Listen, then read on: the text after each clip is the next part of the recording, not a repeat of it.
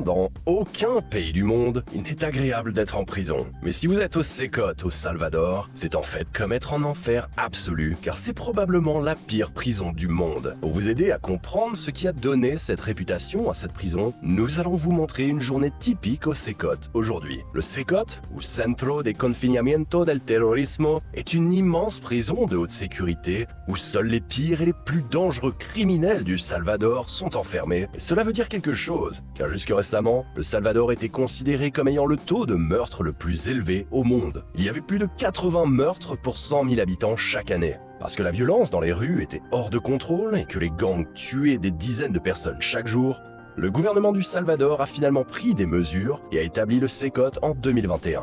Depuis, jusque 40 000 personnes y ont été emprisonnées, purgeant des peines pouvant aller jusqu'à 700 ans. La plupart d'entre eux ne quitteront probablement jamais la prison. Leur vie quotidienne dans cette prison de haute sécurité est un cauchemar sans fin, car les prisonniers réalisent que la journée ne commence dans les cellules en acier et en béton que lorsque les gardiens passent pour leur donner leur petit déjeuner. De plus, un médecin donne leurs médicaments aux prisonniers malades le matin. Il n'y a pas de fenêtre dans les cellules, où environ 80 prisonniers dorment sur de l'acier nu dans des lits superposés à 4 étages, sans matelas ni drap. Cela signifie que les prisonniers ne peuvent pas voir dehors et ne reçoivent pas d'air frais. Et cela dans des températures allant jusqu'à 35 degrés Celsius. Par ailleurs, les cellules sont en fait conçues pour 10 personnes à la fois, et comme l'a expliqué en riant le chef de la prison lors d'une interview, jusque 100 personnes peuvent être entassées dans une cellule. Pour le petit déjeuner, comme pour les autres repas, le menu consiste généralement en des pâtes froides, du riz, des crêpes et des œufs durs, ou une soupe insipide. La viande n'est jamais servie. No existe un menú que te traiga pollo o carne para el privado de libertad. No existe. Tous les repas sont soigneusement pesés afin qu'aucun prisonnier ne reçoive une quantité excessive de nourriture. Pour des raisons de sécurité, les prisonniers ne reçoivent pas de couvert, même pas de cuillère. Ils doivent donc manger leur maigre repas avec les mains. Les repas sont préparés par des prisonniers dans la cuisine de la prison, bien que ce soit de petits délinquants d'autres prisons qui soient amenés au Sécotte spécifiquement pour ce travail. Aucun des criminels sérieux du Sécotte n'a le privilège de préparer la nourriture. Pour la toilette du matin, il n'y a que 2 lavabos et 2 toilettes dans les cellules qui doivent être utilisées devant tous les autres prisonniers. Il n'y a pas de douche, il n'y a pas non plus de rideau pour la vie privée.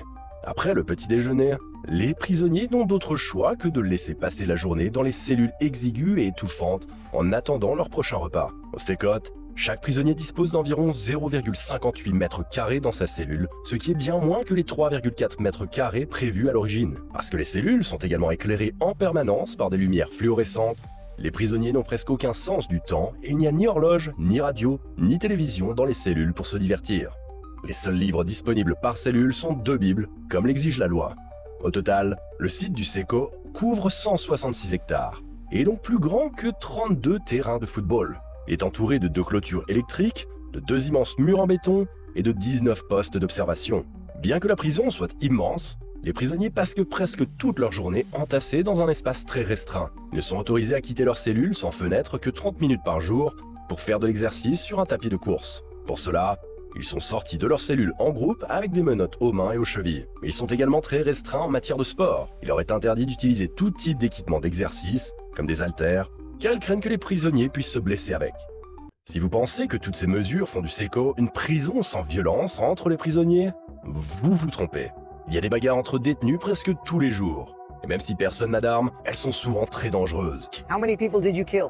I do not remember. C'est pourquoi 600 soldats lourdement armés et 250 policiers sont chargés de surveiller les prisonniers du Séco. Et ils ne sont pas non plus très minutieux avec les prisonniers. Entre autres choses, ils coupent souvent l'eau et l'électricité dans les cellules depuis l'extérieur pour rendre la situation encore plus insupportable pour les détenus. Selon des organisations de défense des droits de l'homme, il y a également des cas de torture de prisonniers au Séco, certains comparant même la prison de haute sécurité à des camps de concentration. Il y a même des rapports selon lesquels les prisonniers sont punis par les gardiens en étant placés dans des cages métalliques et immergés dans l'eau. Cependant, ces actes ne sont pas les méfaits de quelques gardiens, mais sont systématiques. Cela commence par le fait que la tête de chaque prisonnier est entièrement rasée tous les 5 jours.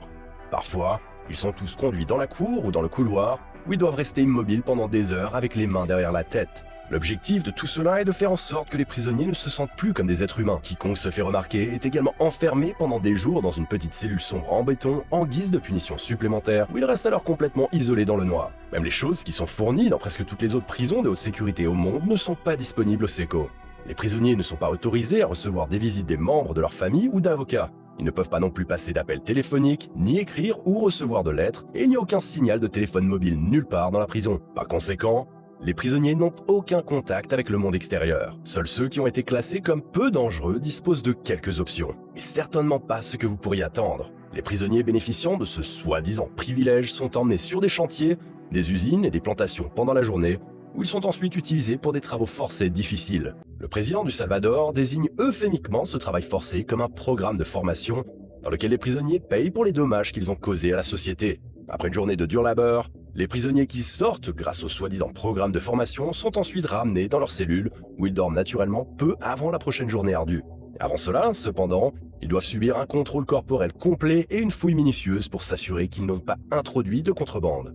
D'ailleurs, s'échapper de cet enfer est considéré comme impossible, car outre le fait que les prisonniers soient étroitement surveillés par les gardiens et les dernières technologies, la prison de haute sécurité est également située au milieu de nulle part. Même si vous parveniez à sortir, vous seriez repris en un rien de temps. Les prisonniers n'ont donc pas d'autre choix que d'attendre jour après jour, du matin au soir, dans leurs cellules jusqu'à leur mort. We have made a commitment to the people of El Salvador that they will never be released to the communities. Bien que la plupart des citoyens au Salvador soient plutôt satisfaits que le gouvernement arrête des gangs depuis quelque temps et enferme leurs membres au SECO, parfois sans justification ou ordonnance judiciaire, il y a aussi des critiques concernant les procédures et les conditions de détention dans cette prison de haute sécurité. Au cours des 7 premiers mois, seulement après l'ouverture du SECO, 90 détenus y sont morts. Cependant, le gouvernement continue de maintenir sa ligne dure et le président du Salvador a même plaisanté sur les conditions de détention inhumaines en demandant si l'on devait prendre de l'argent du budget des hôpitaux pour enfants pour acheter des chaussures ou des smokings pour les détenus de la prison. Cependant, malgré les voix critiques, près de 90% des gens dans le pays soutiennent en fait l'idée du SECO. C'est parce que le nombre d'homicides a chuté de près de 60% en un an après que le gouvernement ait commencé à incarcérer en masse des membres de gangs au SECO. Ainsi, l'approche ferme semble avoir au moins un certain effet. Mais qu'en pensez-vous ? Pensez-vous qu'une telle prison est appropriée ? Bien pensez-vous que ces personnes devraient être punies d'une autre manière ? Faites-nous le savoir dans les commentaires. Merci encore.